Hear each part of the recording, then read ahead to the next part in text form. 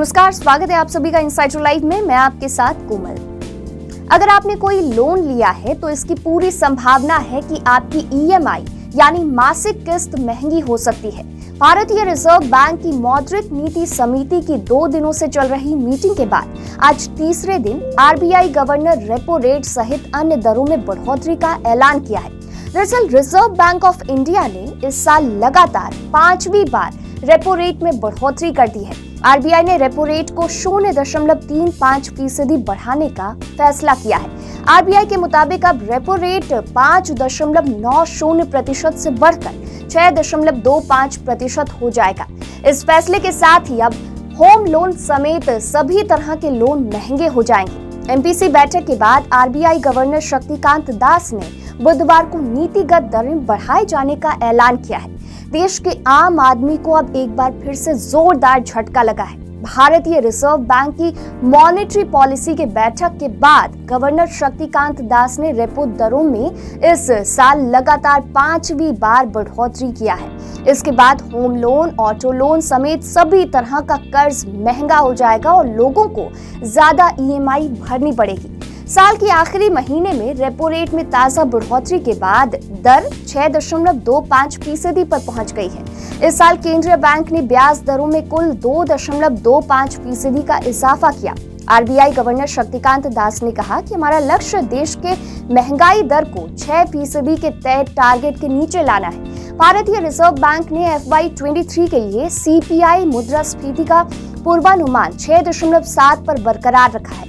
इसके साथ ही अगले 12 महीने में मुद्रास्फीति दर 4% से ऊपर रहने की उम्मीद जताई गई है। बता दें कि अक्टूबर में देश में रिटेल महंगाई गिरकर 6.77% पर आ गई है।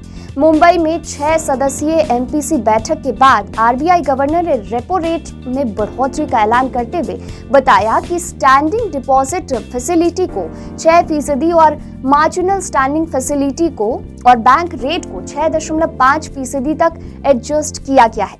इसके साथ ही आरबीआई के गवर्नर शक्तिकांत दास ने वित्त वर्ष 2022-23 के लिए जीडीपी ग्रोथ रेट 6.8% रहने का अनुमान भी जताया है। इससे पहले केंद्रीय बैंक ने 7% का अनुमान जताया था। उन्होंने कहा कि ग्लोबल चुनौतियों के बावजूद भारत की ग्रोथ रेट संतुलित है।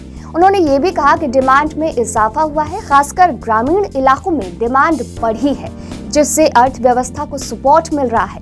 पहले से ही रेपो रेट में बढ़ोतरी का अनुमान जाहिर किया जा रहा था। कई मीडिया रिपोर्ट्स में एक्सपर्ट्स ने आशंका जाहिर की थी कि केंद्रीय बैंक महंगाई में राहत के बावजूद नीतिगत दरों में 25 से 35 बेसिस पॉइंट तक बढ़ोतरी कर सकता है।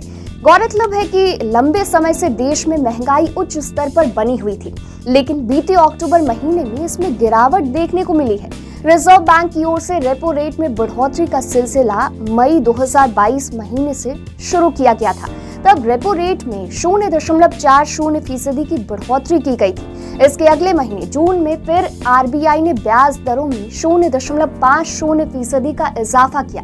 ये सिलसिला जारी रहा और अगस्त महीने में 0.50% की वृद्धि देखने को मिली, जबकि सितंबर में भी केंद्रीय बैंक ने नीतिगत दरों में 0.50% बढ़ाया था।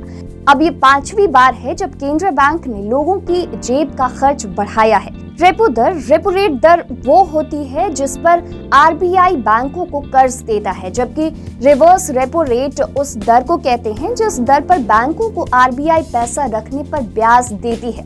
रेपो रेट के कम होने से लोन की ईएमआई घट जाती है, जबकि रेपो रेट में बढ़ोतरी से सभी तरह का लोन महंगा हो जाता है और इसी क्रम में ईएमआई में भी इजाफा देखने को मिल सकता है।